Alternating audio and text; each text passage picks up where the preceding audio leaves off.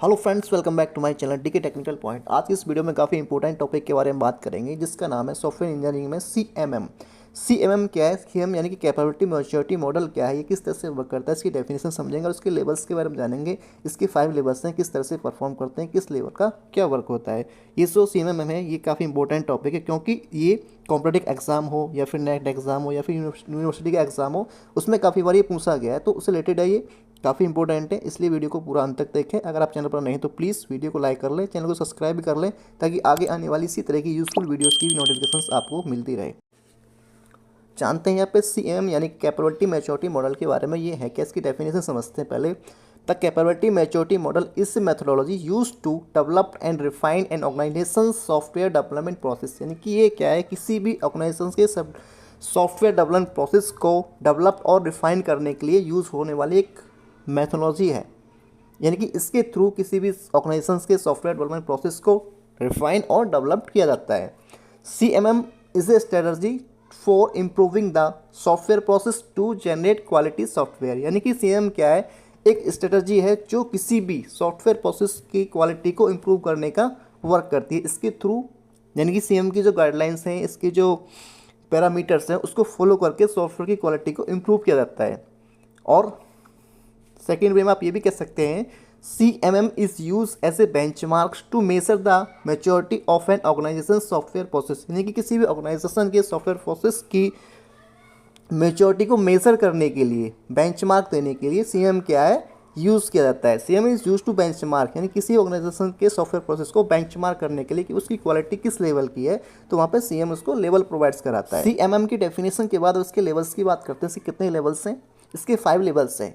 Levels of capability maturity model, इसके 5 levels हैं। एक ऑर्गेनाइजेशन के स्टैंडर्ड के हिसाब से CMM उसको लेवल्स प्रोवाइड करती है। इनिशियल लेवल यानी कि स्टार्टिंग का जो कंपनीज होती हैं, ओपन होती हैं, स्टार्ट होती हैं, तब उनको इनिशियल लेवल में रखा जाता है। उसके बाद रिपीटेबल लेवल है, इसमें कुछ इंप्रूवमेंट होता है तो इनिशियल लेवल दिया जाता है। डिफाइंड और इंप्रूवमेंट के बाद डिफाइंड लेवल है, फिर मैनेजमेंट लेवल है और 5 नंबर पे है ऑप्टिमाइज लेवल। अब प्रत्येक लेवल की बात करते हैं। Initial, repeatable, defined, management, optimise level में क्या क्या वर्क होता है, किस तरह के ऑर्गेनाइजेशंस का जो स्टैंडर्ड होने के बाद उनको ये लेवल दिया जाता है।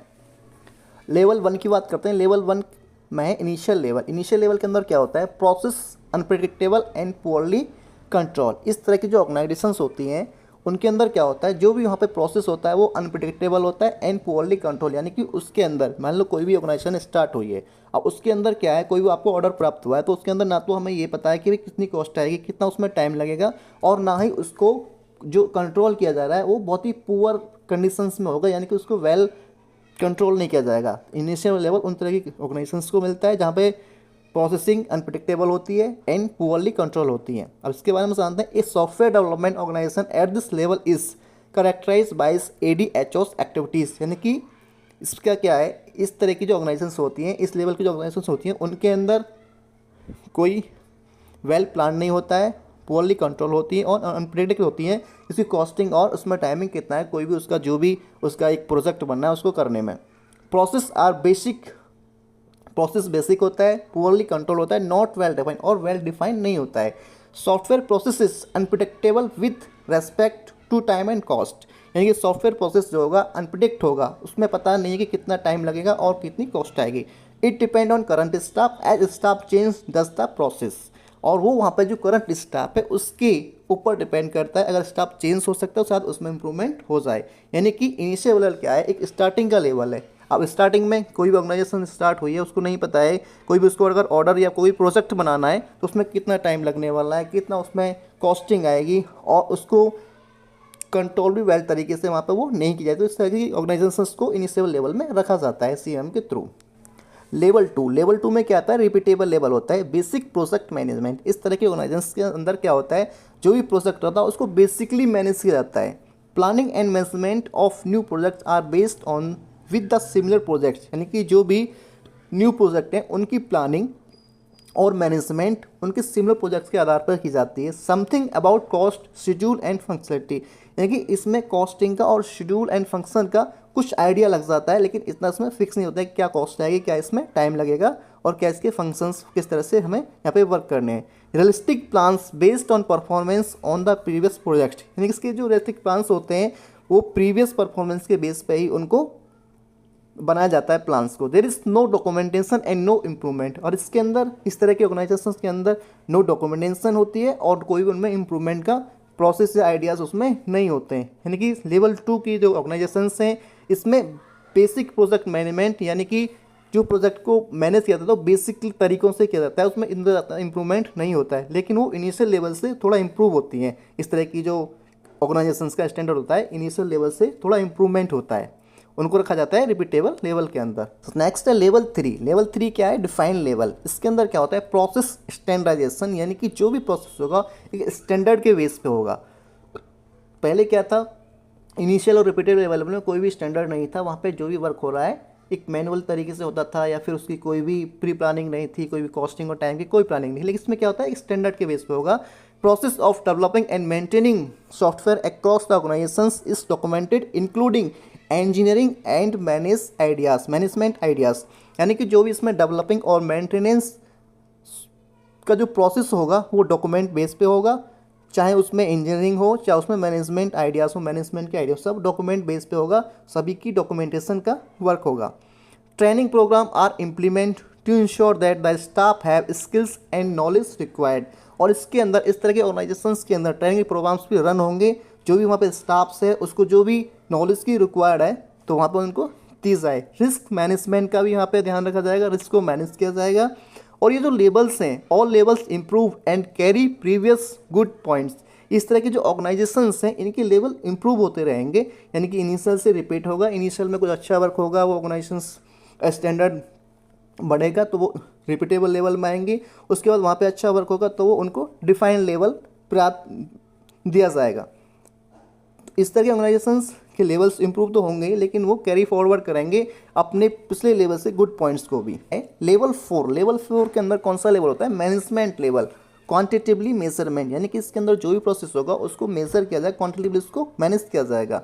Organisation set quantitatively goals for both products and process, यानी कि जो भी ऑर्गेनाइजेशन हैं इस तरह की वो सेट करेंगी गोल्स किसके लिए? प्रोडक्ट और प्रोसेस, जो भी हमारे प्रोजेक्ट रन हो रहा है उसके लिए और उस आगे आने वाले प्रोसेस के लिए वो क्वांटिटेटिवली गोल्स वहाँ पे सेट करेंगे। Here process is predictable both with respect to time and cost, यहाँ पे जो प्रोसेस होगा वो प्रिडिक्ट होगा किसके लिए? टाइम के लिए भी और कॉस्टिंग के लिए भी, यानी कि जो भी प्रोजेक्ट बन रहा है आगे आने वाले जो प्रोडक्ट्स हैं उनकी टाइमिंग और उनकी कॉस्टिंग यहाँ पे प्रिडिक्ट की जाएगी, अनप्रिडिक्ट नहीं होगी।